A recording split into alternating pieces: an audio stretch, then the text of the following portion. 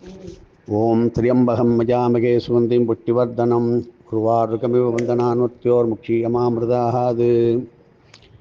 குரோதி வருஷம் மாசி மாதம் 6ஆம் தேதி, அதாவது ஆங்கிலம் 18/2/2025 செவ்வாய்க்கிழமை.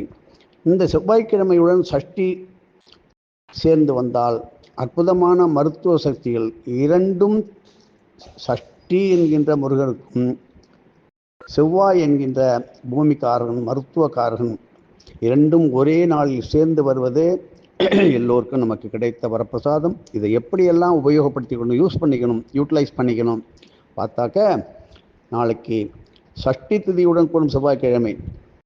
இப்படிப்பட்ட நாளில் நம்ம என்ன செய்யணும்? மருத்துவ சக்தி தலங்களிலே எத்தனை வைத்தியநாதர், மருந்தீஸ்வரர், தன்வந்திரின்னு இருக்குல்ல, அந்த மாதிரி ஸ்தலத்திலே நம்ம வழிபட்டு வரும்போது பலன்கள் நமக்கு கை மேலே கிடைக்கும். கோவில்களிலே வழிபட முடியாத சூழல் இருந்தால் கவலையே பட வேண்டாம்.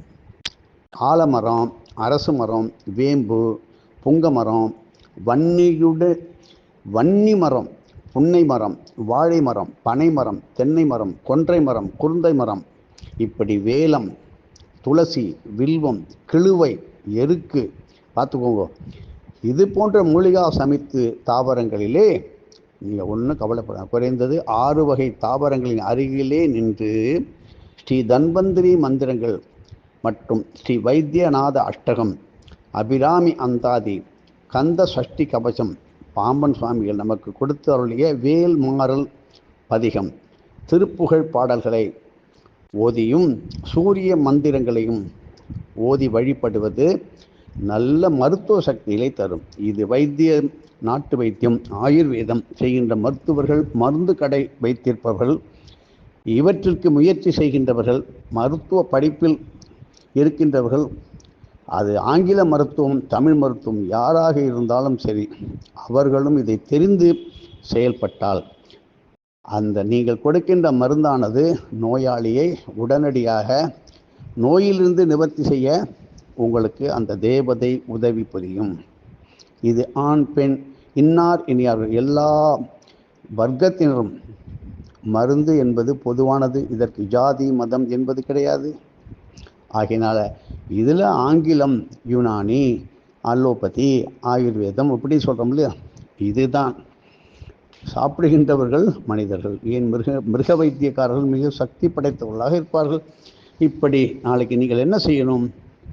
பசு எருமைகளுக்கு அகத்திக்கீரை கொடுங்கள். 2வது, ஏழைகளுக்கு கீரை வகைகள், பருப்பு, மிளகாய், தேங்காய் போன்ற மளிகை காய்கறி உணவு திரவியங்களை தானமாக அளிப்பது. நீங்களும் அரிசி சோறு இல்லாமல் மோர் மற்றும் கீரை உணவுகளை ருசித்து சாப்பிட்டு கொஞ்சம் லைட்டாக விரதம் இருந்தால் போகிறோம். நல்ல உடல் ஆரோக்கியம், அபரிமிதமான நோய் நிவர்த்தி, மனசு சுத்தி, மன சந்தோஷம், இவற்றை கொடுக்கின்ற அற்புதமான மருத்துவ சக்தி. இப்படி ஒவ்வொரு மருத்துவ சக்தி நாட்களையும் குறித்து வைத்து கொண்டு குடும்பத்திலும் நீங்கள் ஒரு ஏழைக்காவது குறைஞ்சது ஒரு டானிக்கு, ஏதாவது மருந்துகள், லேகியம் அல்லது தைலம், மருந்து சக்திகள், அவர்களுக்கு தேவையான ஒன்றில் உங்களால் முடிந்ததை அந்த மருத்துவ சக்தி நிறைந்த பல்பொடி, பேஸ்ட்டு, பற்பசை இவைகளெல்லாம் தானமாக அளிப்பது மிக மிக புண்ணியம், அரிய புண்ணியம் சொல்லுவாங்க. இப்படிப்பட்ட வைத்திய சக்தி நாளில் நாளையை போல வாழ்விலே நல்ல விதமாக தேய்பிறையிலே பயன்படுத்தி கொள்ள முயன்றால் தேய்பிறையிலே எல்லாமே தீர்ந்துவிடும். அதனால் வளர்ப்பிலே வளர்ந்துட்டே போகும், தேய்பிறையில் தேஞ்சு போயிடும். ஒரு சின்ன அலர்ஜி வந்ததுன்னா கூட அதை அடித்தளமாக பேசிக்காக வைத்து எத்தனையோ மருத்துவம் பண்ணி கடைசியில் யாரோ ஒருத்தர் வருவார், நம்மளுடைய கையில் இருக்கிற இருப்பெல்லாம் கரைஞ்சி போய் தீர்ந்தது காசுன்னா வியாதியும் தீர்ந்தது. இப்படி ஒரு குரு நம்பிக்கையோடு நீங்கள் செய்யும் பொழுது உங்களுக்கு என்ன பலன் கிடைக்கும்?